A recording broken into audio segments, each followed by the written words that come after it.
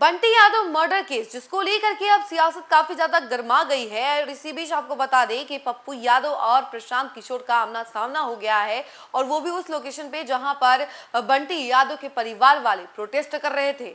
हम आपको इसके बारे में बताते हैं कि आखिर जब इनकी एक तरीके से आमना सामना हुआ है तो उसके बाद क्या क्या हुआ है, तमाम चीजें हम आपको इस खबर में बताएंगे। लेकिन उससे पहले नमस्कार, इन्फॉर्मेशन देख रहे हैं आप और मैं हूं सानिया आपके साथ।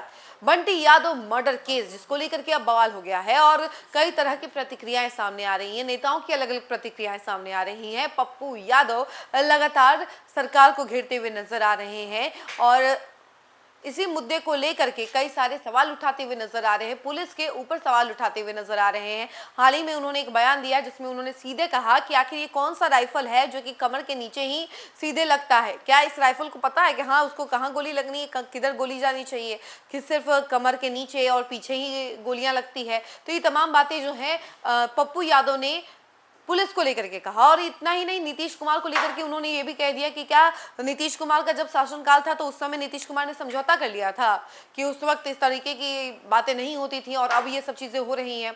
तो इस सब चीजों को लेकर के खूब घमासान छिड़ा हुआ है। और दूसरी तरफ है प्रशांत किशोर। प्रशांत किशोर को लेकर के हम लोग बात करें तो प्रशांत किशोर जो है वो बंटी यादव के अपहरण के बाद ही बंटी यादव के परिवार वालों से मिलने पहुंचे थे और उन्होंने आश्वासन दिया था कि जल्द ही बंटी यादव को सकुशल वापस लाया जाएगा। लेकिन ऐसा हुआ नहीं। 4 दिन बीत गए और उसके बाद बंटी यादव का शव जो है वो उस अपहरण वाले लोकेशन से 60 किलोमीटर दूर मिलता है, जिसके बाद उस शव की स्थिति काफी ज्यादा खराब रहती है। बहुत खराब हालत रहती है उस शव की, मतलब उसका चेहरा एकदम कुचा हुआ रहता है, वो मिट्टी से दबा हुआ रहता है, हाथ में टैटू गोदा हुआ जो रहता है उसको पूरा उखाड़ा हुआ रहता है। मतलब एकदम गंदी हालत में वो शव को बरामद किया जाता है। और उसके बाद फिर हड़कंप मच जाता है और प्रशांत किशोर ने जो दावा किया था वो कहीं ना कहीं वहीं पर रह जाती है। और उसके बाद अब देखिए कि प्रशांत किशोर एक बार फिर से बंटी यादव के परिवार वालों से मिलने के लिए पहुंचे हुए हैं उसी लोकेशन पे जहां पर प्रोटेस्ट हो रहा है। तो एक तरफ है प्रशांत किशोर, दूसरी तरफ है पप्पू यादव, और दोनों के बीच में वैसे कोई बात नहीं हुई है, लेकिन हाँ